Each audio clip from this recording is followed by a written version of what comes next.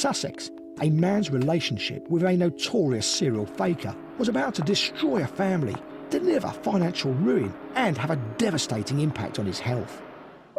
Sasha Thompson has always been close to her granddad, and when her grandma died, the family saw even more of him. But one day, James Saunders stopped coming round. Sasha's mum, Penny, popped round to see if he was okay. He was at home, but his car was nowhere to be seen. He used to have a black Golf GTI car, and it had vanished. So my mum said to him, "Where's your car?" And he said, "I've lent it to a friend."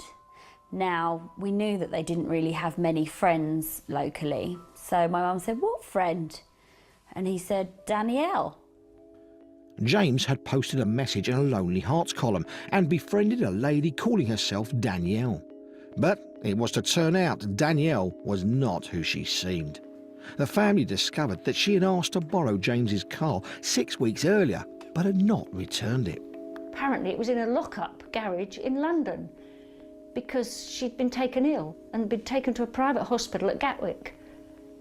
And he told me she was having a kidney transplant. I didn't believe any of it. The car was eventually returned, but there was more evidence the new relationship was bad news. Penny happened to check her dad's bank balance at a cash point. She was horrified by what she saw. When my mother died, we had this arrangement, my dad and I, that I'd be on his bank account with him.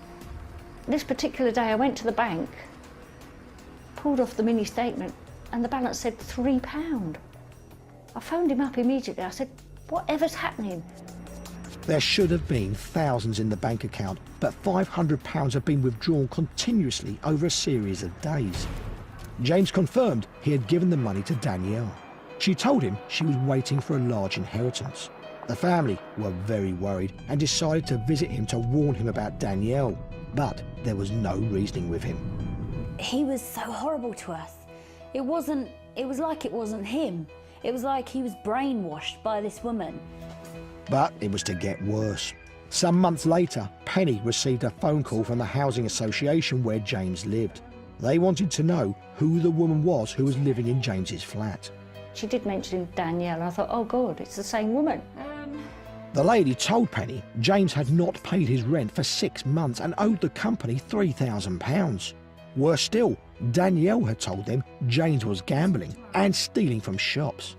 Sasha and her mum could not believe what they were hearing. My granddad had never gambled in his life. You know, my nan done the lottery and that wasn't his thing. He'd been in the army. He has always had a good, well-paid job. He had savings, you know. It was ridiculous. The family was convinced Danielle was taking James for a ride, taking his money and blaming him as his debts mounted up.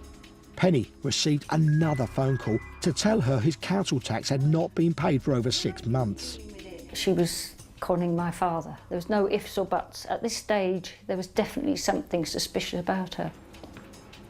Penny discovered Danielle was subjecting James to unbelievable cruelty. Despite him being 83 and having skin cancer, she was forcing him out at 7 o'clock every morning to wander around in the sun until it was dark. I bumped into him in Brighton and I went over to him. His face was bright red, sunburnt. I said, "You're burnt to a crisp, what's happened to you?" Later on, we found out that the reasons that she had been sending him out every day is that she had been ordering from catalogues and online websites, clothing, all sorts of different items under false names. Danielle Ryan, Louise Ryan, even Louise Saunders, my granddad's name. One day, Penny saw her dad on a bus. She hauled him off and confronted him. And he sort of broke down and cried. And I said, "What on earth is happening?" And I think it just all flooded over him. He actually did get out of his wallet this IOU that Danielle had written out that she owed him £10,000. He also said to me he'd noticed from her bank card this other name, Lorraine Uppritchard. Sasha was at the computer when her mum phoned to say what had happened. She entered the new name, Lorraine Uppritchard, into a search engine. She could not believe the results. Bang, up came all the national press, magazines, con woman, gold digger. I started to read the story and I just felt sicker and sicker and sicker. Every fear that we had had over the last 18 months was there, right in front of me, in black and white. Lorraine Pritchard was a serial conwoman, a fake lonely heart. In 2009, she had swindled pensioner Leonard Hesling out of thousands of pounds after meeting him through another romance column. She was caught when he hired a private detective to track her down. The next morning, Sasha and her mum marched James to the police station. We hadn't been there very long and suddenly the CID were involved and, oh, crumbs, what's all this about? Apparently Lorraine Pritchard was wanted by the police. Dave Springett is the detective constable who took charge of the case. Lorraine Pritchard had absconded from her previous conviction, an 18-month community order, and was a wanted woman. We realised that this was a persistent fraudster that needed to be dealt with quickly and properly. The police made their way to James's flat, but Pritchard had become suspicious by his absence and left. The faker was on the run. Meanwhile, Penny took her dad to the bank to sort out his finances. There was nothing left in his account, but the bank presented them with 2 bounced cheques, each for over £7,000. But there was something odd about them. The writing was not my father's writing at all. It was too big, he writes very small, so it wasn't his. On the back of the cheque was a stamp for a bed and breakfast in Haywards Heath. It was a clue to where Lorraine Pritchard was hiding. She had stolen James's chequebook and tried to use it to cash cheques at the B&B. The police raced down there and arrested her.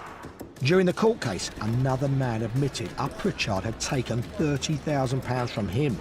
The faker was jailed for 3 years. The judge described her as a wicked and despicable gold-digging con artist. When she got sentenced to 3 years, everybody was ecstatic. We were just like, you messed with the wrong family this time. This is a very sinister offence. The suspect has lived with the victim for the best part of 12 months. We were very glad that Mrs. Pritchard received a 3-year custodial sentence. Pritchard was jailed for fraudulently signing the bounced cheques. But in total, the Thompsons know she took a lot more money from James.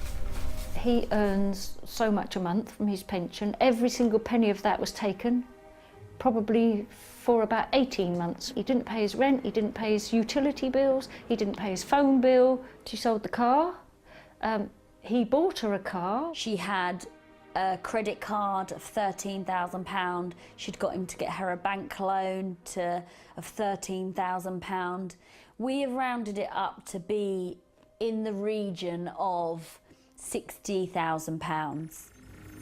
Colin Woodcock is head of the anti-fraud unit at the Serious Organised Crime Agency. He is an expert in this kind of fakery. We've recently completed some work with Leicester University, which shows us that probably 200,000 people can be affected a year in the UK. Research has also revealed that anyone, young or old, male or female, may be targeted, and vast sums of money can be involved. We've had one loss of nearly £250,000. And whilst that's the biggest, there are plenty that go towards that, several £100,000.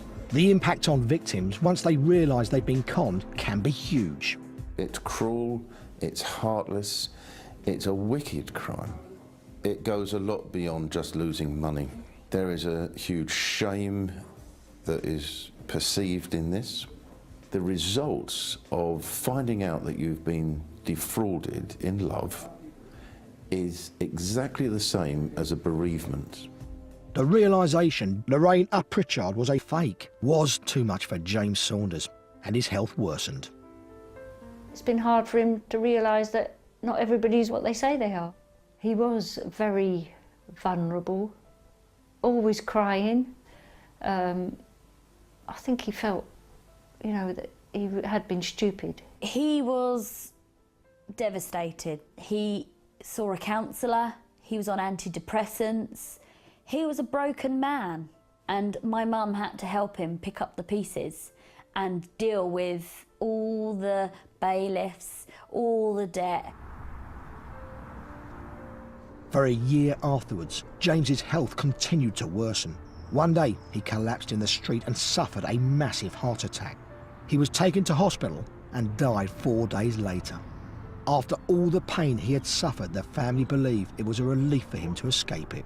Being here today, with him now gone, I feel he's at peace, he's with my nan, and he's certainly out of the clutches of any other women like Lorraine and not Richard. For people like James, using Lonely Hearts columns and the internet to try and find love, Colin Woodcock has some important advice. Lonely Hearts columns, anything like that where you're trying to meet someone, people have to take sensible precautions. Tell people where you've gone, hand on the mobile phone numbers and emails of people. If you've met somebody online, you stay talking on the website, the dating site, stay within that chat area. Do not give your details out. And the biggest thing of all is do not send any money. There is no reason on earth why you should send money to somebody to justify a relationship.